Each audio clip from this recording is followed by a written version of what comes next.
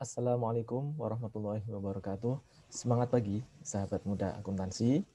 Jumpa kembali dengan saya, Puji Wibowo, dalam pembelajaran akuntansi keuangan menengah 1. Ya, kali ini kita meneruskan materi bahasan mengenai akuntansi aset tak berwujud. Nah, pada video yang ketiga ini, teman-teman akan saya ajak untuk berdiskusi mendalami lebih lanjut mengenai impairment untuk aset tak berwujud. Nah, bagian pertama kita akan membahas impairment untuk aset tak berwujud, dan bagian kedua nanti kita akan membahas aset tak berwujud yang namanya R&D, yaitu Research and Development. Nah, teman-teman semua, pada prinsipnya memang intangible asset ini memiliki karakteristik yang sama dengan property plant equipment berkaitan dengan impairment ya. Karena bagaimanapun sebagai sebuah aset dia juga mengalami penurunan ya di masa mendatang mengenai kebermanfaatan secara ekonomis untuk perusahaan ini seperti apa ya. Makanya intangible asset ini akan mulai impairment ketika dia tidak bisa merecover carrying amount ya. Jadi seperti di PPA kita nanti akan membandingkan antara carrying amount intangible asset dibandingkan dengan recoverable amount ya. Di mana recoverable amount ini merupakan nanti kita lihat nilai yang tertinggi antara value in use sama apa coba? Betul sekali ya. Value dari aset itu. Nanti kita lihat ya. Nah, baik intangible asset itu yang berupa limited life maupun yang indefinite life ya, termasuk goodwill, nanti kita perlu melakukan evaluasi ataupun pengujian ada tidaknya impairment. Nah, ini ya teman-teman ya. Impairment loss akan timbul dan kita akui di dalam other income or other expense ya, ketika recoverable amount-nya ini lebih rendah daripada carrying amount ya. Jadi kalau recoverable amount-nya turun ya, maka ini kita harus mengakui impairment loss. Dan bagaimana kita memilih recoverable amount? Memilih angka yang lebih tinggi antara fair value ya, fair value dikurangi cost to sell ya, dan value in use ya. Ini sama seperti yang di aset yang berwujud. Nah, kita ingatkan kembali bahwa yang namanya fair value less cost to sell itu artinya seberapa banyak cost aset ini dapat dijual dan dikurangi dengan biaya untuk menjual itu ya, nilainya berapa. Kemudian sementara kalau value use itu kita menghitung nilai terkini atau nilai sekarang dari perkiraan cash flow yang kemungkinan akan kita peroleh dari penggunaan aset tak berwujud ini ya. Jadi mirip konsepnya dengan value and use di dalam aset tetap yang berwujud. Ya. Sebagai contoh teman-teman semua, ini Pak Kieso memberikan ilustrasi ya, sebuah perusahaan namanya Lerch. Ini punya hak paten untuk mengekstrak oil dari shell ya. Ini ekstrak oil dari shell ini memang lagi booming di Amerika ya. Jadi Amerika tuh menemukan teknologi untuk bisa mengambil minyak tuh dari batu-batu karang ya, batu-batu karang. Dan ini teknologinya tidak butuh duit banyak karena shell rock ini kan banyak kan ada di di daratan gitu ya. Nah, kalaupun di lautan, lautannya bukan lautan yang dalam, sehingga ini tidak butuh duit yang sangat banyak ya. Nah, taruhlah dia punya hak paten itu sebesar 5 juta euro ya. Nah, sayangnya setelah penemuan beberapa kali itu demand-nya ini terpengaruh ya, sehingga patennya ini dianggap impaired ya, karena mungkin sudah banyak yang juga yang mendapatkan teknologi yang sama ya, karena memang tidak sulit ya, akhirnya mengalami impairment nih patennya tadi ya. Nah, dia mengestimasikan si Lerch ini bahwa value in use dari hak paten dia yang tadinya 5 juta euro ini hanya sekarang menjadi 2 juta euro ya. Dari mana dia ngitung 2 juta euro? Dari discounted cash flow ya, atas expected future cash flow-nya. Nah, dari sini teman-teman kita tahu bahwasanya carrying amount yang 5 juta ini euro ternyata masih lebih tinggi dibandingkan dengan recoverable amount-nya. Recoverable-nya turun jauh jadi 2 juta, sehingga disinilah kita mengakui adanya impairment loss sebesar 3 juta euro. Nah, ini yang akan kita akui sebagai impairment loss. Itu dengan mencatat mendebit impairment loss ya, atau loss on impairment, dan mengkredit paten sebesar 3 juta ya. Ini nanti masuk ke other expense ya, other expense, dan ini mengurangi nilai paten di statement of financial position.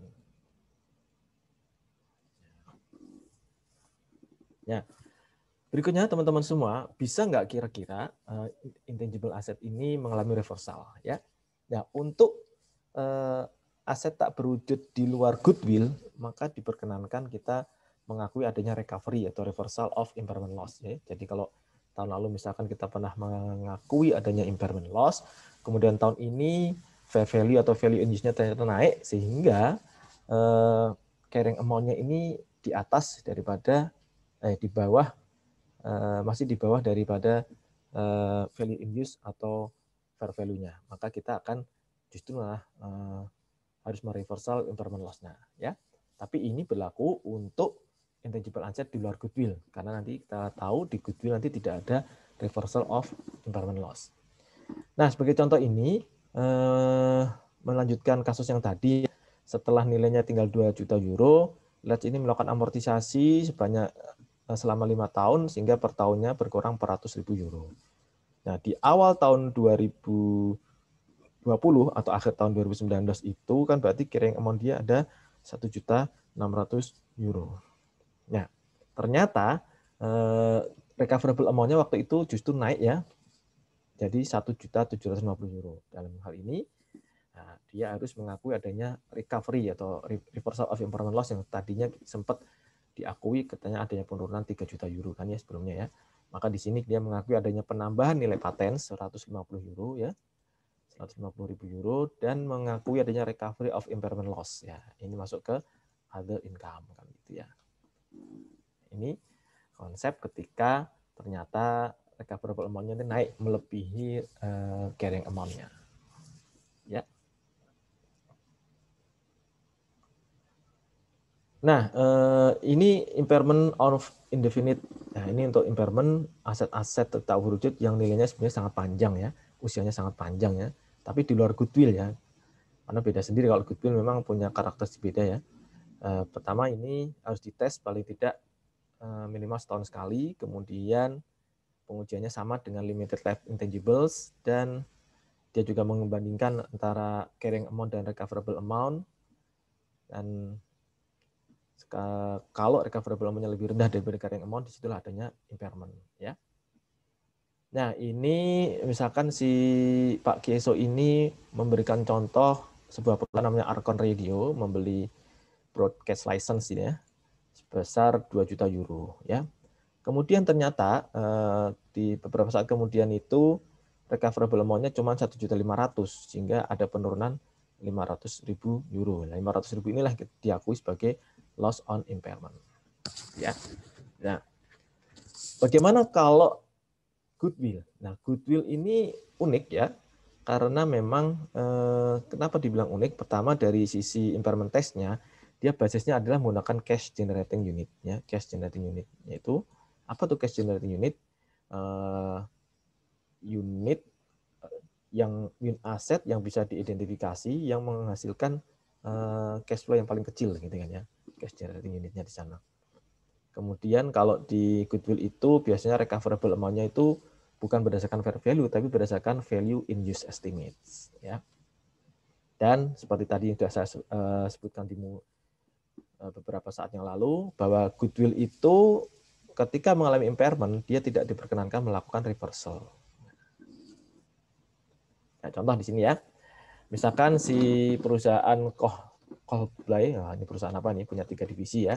Salah satunya itu Pride Division itu dia beli 4 tahun yang lalu ya senilai 2 juta dan seiring dengan berlalunya waktu sekarang carrying amount untuk net asset dia di divisi itu adalah 2.400.000 euro termasuk di dalamnya ada goodwill senilai 900.000. Ya.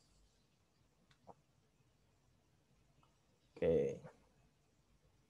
Nah, dari situ misalkan si Kohbay ini mendapatkan informasi bahwa recoverable amount-nya itu ternyata 2.800.000.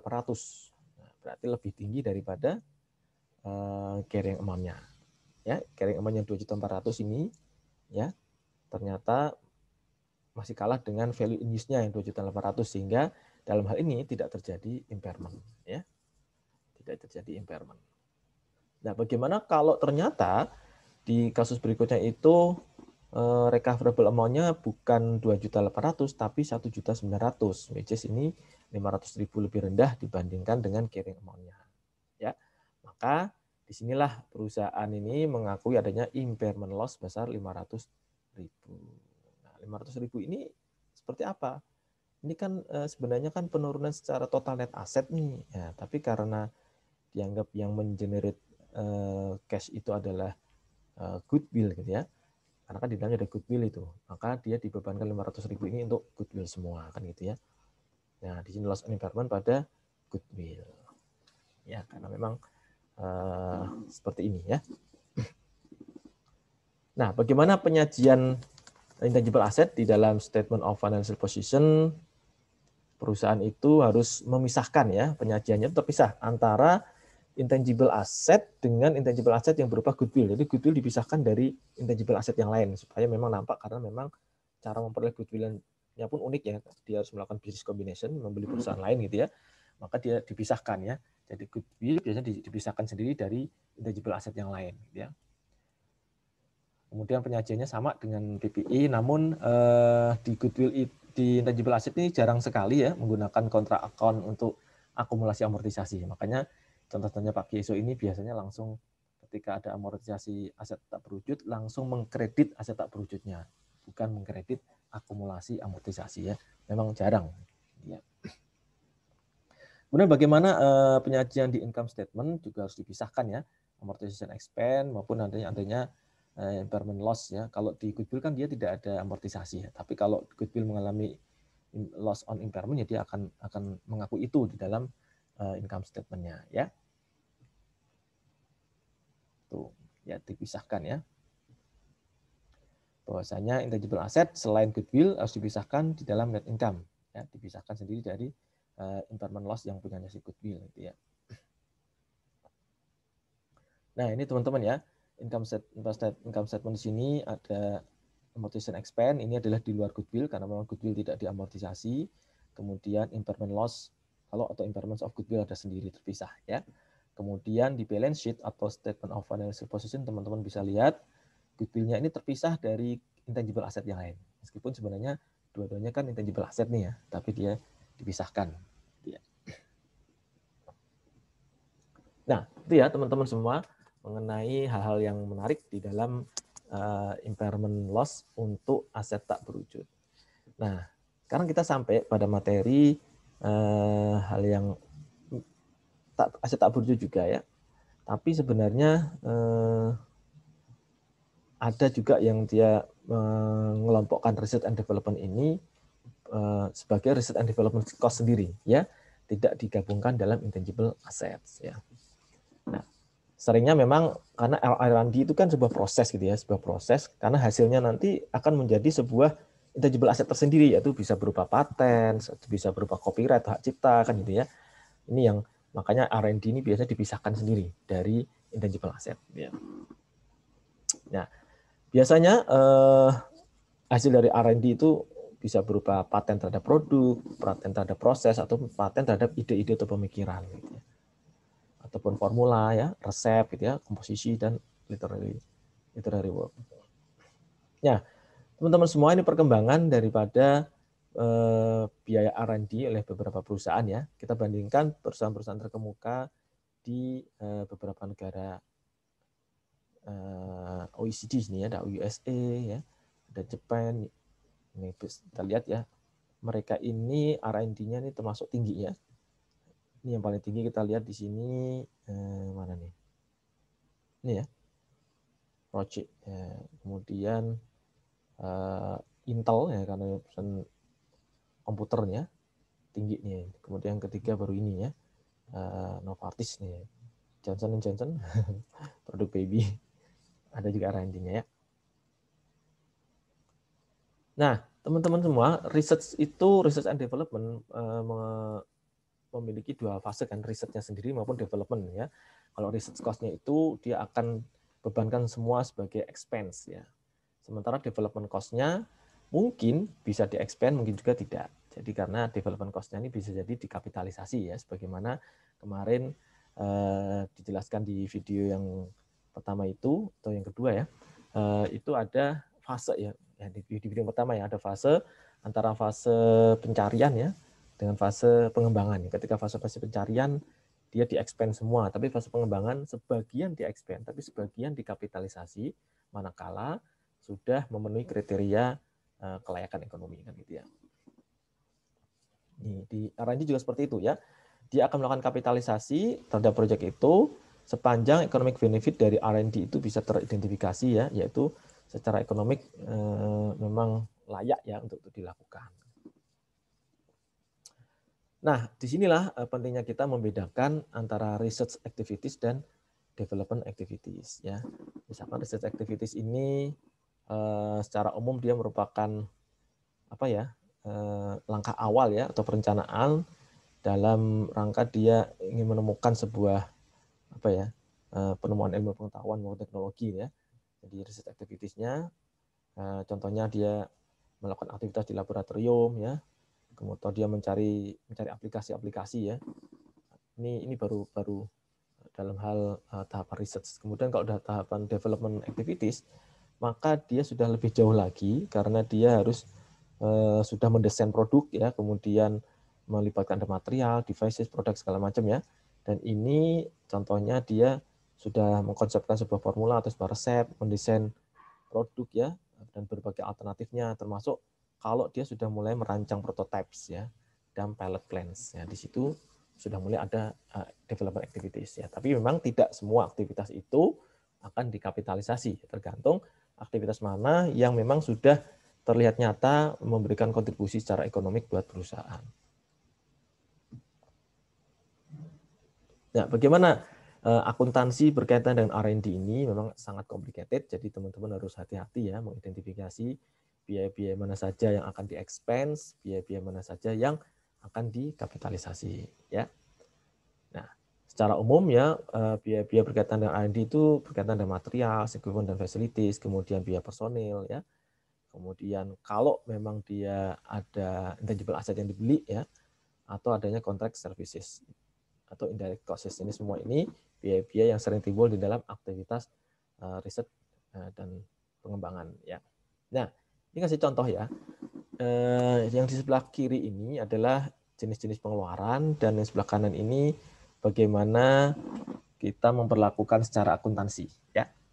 Nah, mari kita lihat pelan-pelan ya, teman-teman. Yang pertama, kalau ada aktivitas construction of long range research facility ya, untuk pemanfaatan sekarang maupun proyek ke depan ya. Jadi manfaatnya jangka panjang ya. Dia membuat sebuah apa ya fasilitas riset yang berdaya guna lebih daripada 1 tahun ya. Nah, ini berarti dia membangun sebuah gedung ya, gedung yang digunakan untuk melakukan R&D research and development. Maka dia harus melakukan apa? Mengkapitalisasi ya, dan juga akan menyusutkan itu sebagai R&D expense. Jadi memang gedung awalnya ya, jadi di fasilitas awalnya ini dikapitalisasi, kemudian akan disusutkan sebagai R&D expense. Ya kalau bangun pabrik atau laboratorium khusus ya di awal-awal ya, untuk keperluan penelitian dan pengembangan.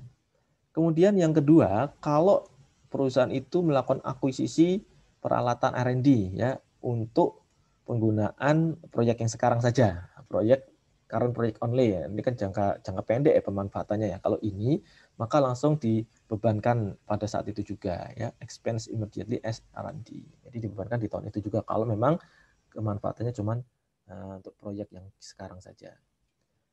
Kemudian kalau dia mengakuisisi yang ketiga, teman-teman, mengakuisisi mesin untuk pemanfaatan current dan future R&D project. Tidak hanya untuk R&D yang sekarang, tapi juga R&D yang di masa mendatang. Jadi manfaatnya long term ya. Maka dia harus melakukan kapitalisasi dan mendepresiasi sebagai R&D expense. Jadi ini mirip dengan perlakuan nomor 1. Ya. Jadi sama-sama long term perspektif gitu ya. Yang keempat, bagaimana kalau perusahaan itu membeli material ya, membeli material yang akan digunakan untuk proyek saat ini maupun proyek yang akan datang. Maka dia catat sebagai inventory dan dialokasikan untuk R&D projects ya. Dia akan bebankan ketika digunakan ya. Jadi memang sebagai inventory dulu, kemudian dialokasikan R&D project ya, di-expand ketika dipakai. Kan memang sifatnya dia material kan ya. Kemudian yang kelima ini, bagaimana kalau gaji dari staf-staf yang ada di bagian riset tersebut ya, yang mendesain mesin-mesin yang baru ini ya. Nah, gajinya juga akan di-expand sebagai R&D ya. R&D expense ya. Kemudian yang keenam, research cost yang berkaitan dengan kontrak ya, misalkan dengan perusahaan lain ya, dan dapat tagihan setiap bulan, billable monthly, maka dia record as receivable ya. Kenapa dianggap record receivable? Karena kan cost-nya akan ditanggung sama yang lain ya. Jadi kita dapat dana, istilahnya dapat dana untuk melakukan research and development ya. Jadi ketika kita berhak untuk melakukan penagihan, maka penagihan itu kita akui sebagai receivable. Kemudian yang ketujuh, bagaimana kalau perusahaan itu memperoleh material, labor, and overhead cost untuk prototype ya, untuk prototype misalkan. Tapi secara ekonomik ini belum tercapai ya. Karena secara ekonomik viability-nya belum tercapai, maka dia harus meng-expense ya, atau membebankan itu sebagai R&D expense. Ini ya. Nah, berikutnya teman-teman nomor 8, gimana kalau biaya-biayanya itu berkaitan dengan pengujian prototipe ya, dan design modification, dan economic viability-nya juga belum diperoleh. Ya, saya rasa dia juga akan tetap di expense. Ya, yang ke-9, legal fees untuk memperoleh paten untuk dia sudah dapat ya, sudah menemukan mesinnya, mau dipatenkan ke pemerintah. Nah, maka dia akan kapitalisasi sebagai paten ya. Jadi disinilah dia mengakui adanya intangible asset ya, adanya intangible asset dan mengamortisasi untuk overhead ya, yang sebagai bagian dari cost of goods manufacture.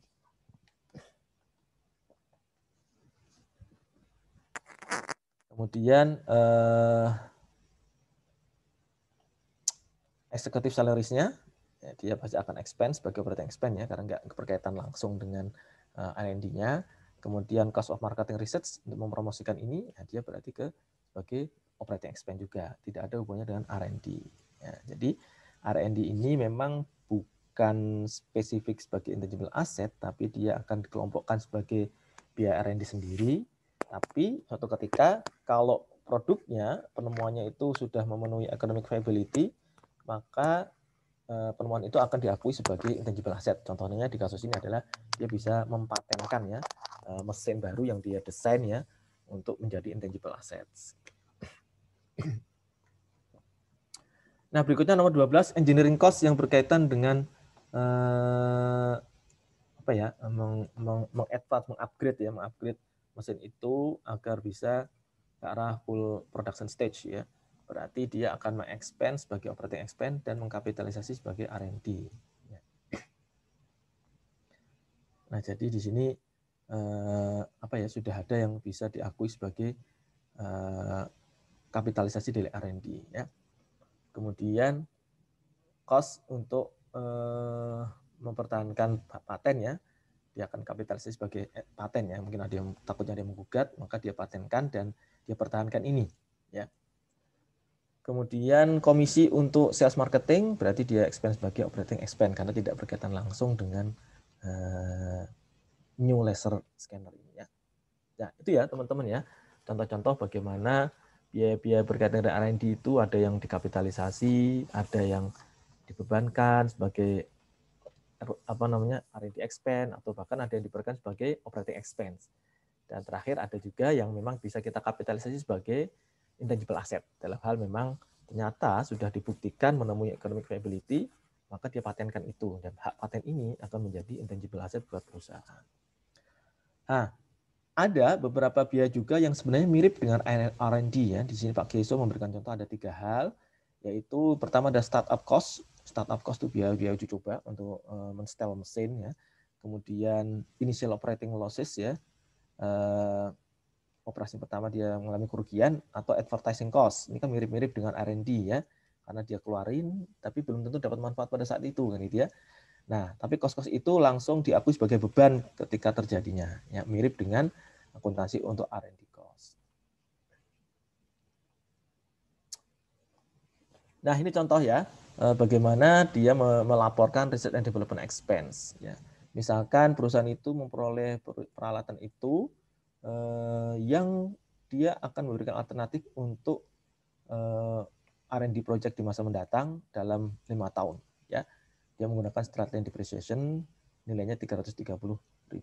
Mana nih dari komponen-komponen ada material, consulting fees, personal cost, indirect cost, material purchase ini yang bisa masuk sebagai R&D expense. Ya. Nah, untuk cost of equipment tadi tidak semuanya kita expand. Jadi kita alokasikan per tahun ya sesuai dengan depresiasinya, yaitu jadi 330 bagi 5, $66.000 per tahun. Itu yang akan kita catat sebagai R&D expense. Kemudian material yang dipakai untuk R&D projects semuanya dibebankan sebagai R&D expense. Consulting fees yang dibayarkan untuk outsiders ya, untuk outsourcing ya, keperluan R&D projects semuanya juga dibebankan sebagai beban R&D. Personal cost juga semuanya dibebankan. Indirect cost yang memang secara reasonable bisa dialokasikan untuk R&D project semuanya dibebankan R&D expense.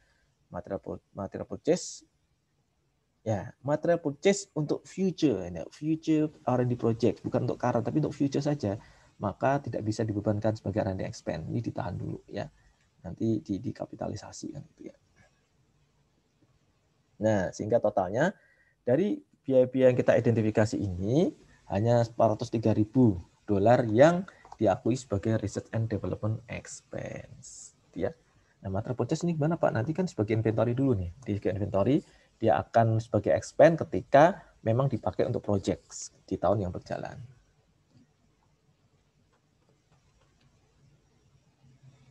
Nah, ini bagaimana cara kita menyajikan R&D cost ya, teman-teman semua. Ini cost of sales, gross profit, selling general ya, ada tuh. Dia terpisah sendiri ya, research and development ya. Pisah dengan beban-beban yang lain. Oke. Demikian teman-teman semua materi terakhir untuk materi ujian akhir semester. Good luck for your final exams. Mudah-mudahan teman-teman sukses dalam ujian dan kita bisa jumpa lagi di semester genap mendatang. Semangat pagi, sahabat muda akuntansi. Salam sehat. Assalamualaikum warahmatullahi wabarakatuh.